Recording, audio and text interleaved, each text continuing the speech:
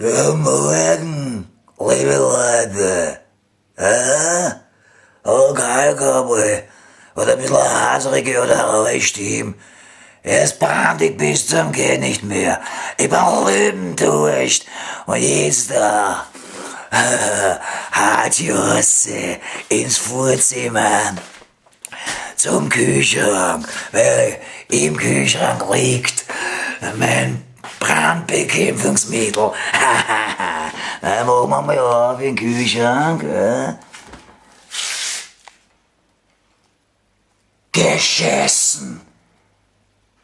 Wo ist die Bierdosen? Verdammt, ich weiß ganz genau. Gestern Abend hab ich noch eine Bierdose da drinnen gesehen. Scheiße, Gurkensalat, Milch, Käse, Joghurt, der Scheiß. Verdammt, nirgends ist die scheiß Bierdosen zu finden. Gibt's eine. Jetzt geht mein Licht auf. Gestern Abend war doch der Bierdosenbild bei mir. Wir haben einige Bierdosen geleert, Karten gespielt, urlang, und auf einmal, das ist schnell geschlichen.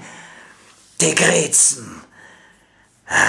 Der oben, der Sohn hat mir meine letzte Bierdosen gestohlen. Na wart, du unnötiger Haselrotz, dieser riesige. Jetzt hab ich die Bierdosenbille. Du hast mir meine Bierdosen gestohlen. Ich mach's sofort zurück. Oder ich erschieß dich.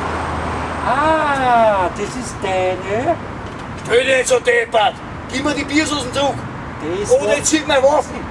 Das, was ich einmal hab, gib ich dir das da. Geht schon, wir machen ein Duell. Karten oder Pistolen? Pistolen. Ja, soll man doch recht sein. Ich zähl bis 3 und dann zieht jeder sein Puffen. Okay? Kannst du überhaupt bis 3 zählen, hörst du? 1, 2, 4, ja, 3, ja. Okay. Ja, wart, wieso?